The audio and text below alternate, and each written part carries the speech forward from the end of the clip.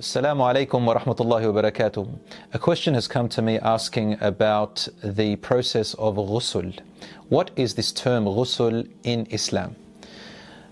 The definition of ghusl is basically showering or bathing. That's all it really is. However, we use the term ghusl in Islam to refer to a specific process after a particular activity or practice. And they are two main activities and practices. Number one, when a person has engaged in intercourse, if they're married, or a person has woken up, usually men have this, they're woken up with a wet dream, or after a menstrual cycle has ended for a woman.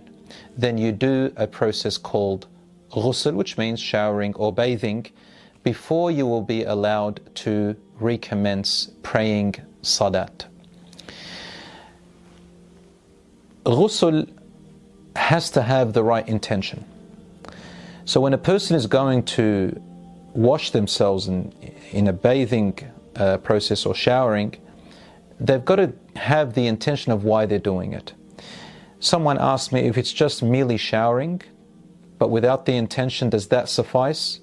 According to the majority of scholars, no, it does not suffice, and it is safer to go with the intention. But the intention is really nothing. It's merely an intention in the heart, that you're going to wash yourself in order to become spiritually clean, in order to go back and pray your salat and so on, other acts of worship which otherwise you couldn't have done.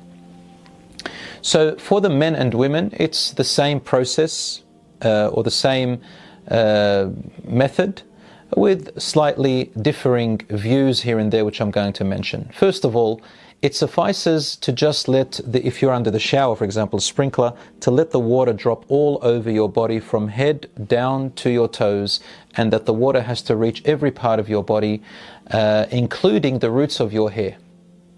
Once that is done, then your ghusl is over. I know some teenagers, when I was a teacher, students ask me, what can I do when I am rushing to school and I've had a wet dream and then I can't have a shower? And then when it comes time to prayer, they kind of hide, or they don't want to pray. And some of them even pray without having done their ghusl from this state, which is called, another term called janaba.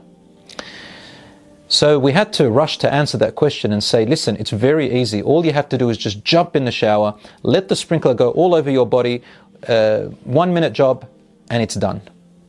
So it's that simple for both men and women. Otherwise, if a person has made a mistake and gone out to school or work and hasn't done their ghusl, then they have to make up their prayer, of course, in something called qada, but this cannot continue this way.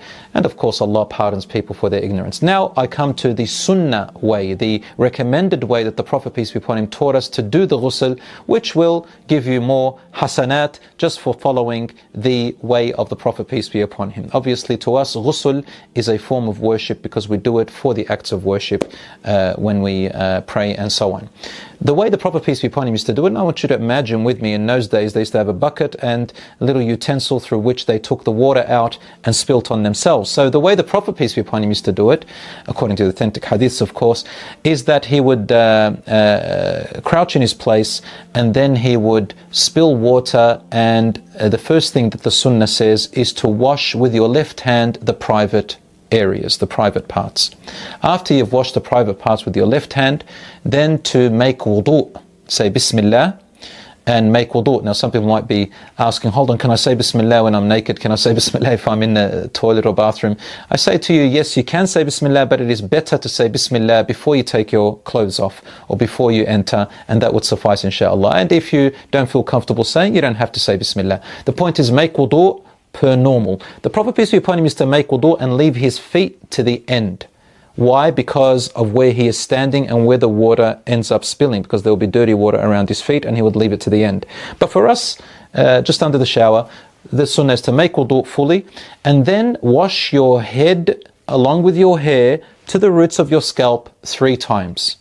Now, if you've got hair which you've tied up, especially with women, because generally we know that women have long hair and sometimes very hard for them and they don't want to untie it, they probably have braids, for example, then the scholars are agreed that there's no evidence to say that she has to unbraid her hair or untie her hair. So long as the water gets covers her main scalp and covers the majority of her scalp after janaba, which is after intercourse, then that is okay. And some scholars said if it's after the menstrual cycle, she should try her best to get the water into the roots and the scalp, but there is no real evidence to say that specifically. So both men and women to try and get the water into the scalp, let their hair be soaked and the water get to the majority of the scalp, and that inshallah will suffice. After that, to wash the right side of your body 3 times and then the left side of your body 3 times, and leave your feet to the end. Now, as I said, the reason the feet were left to the end was because in the olden times they would be sitting or standing, crouching in one place. So the Prophet, peace be upon him, left his feet to the end in order to wash off all the residual and the water that had spilt down. But for us, I think you understand, for those of you who have showers and sprinklers, just having the water drop on you is enough. Now, last question, do you have to make wudu in ghusl, or does ghusl suffice and cover your wudu as well? Is it a package or all together, or do you have to do them separate? The correct view, brothers and sisters, is, and the safest one, is to also make wudu. So make the intention for ghusl in your heart, and then the intention for wudu while you're in the shower, and inshallah you can pray straight after it. I hope that answers your question. Wassalamu alaikum wa rahmatullah.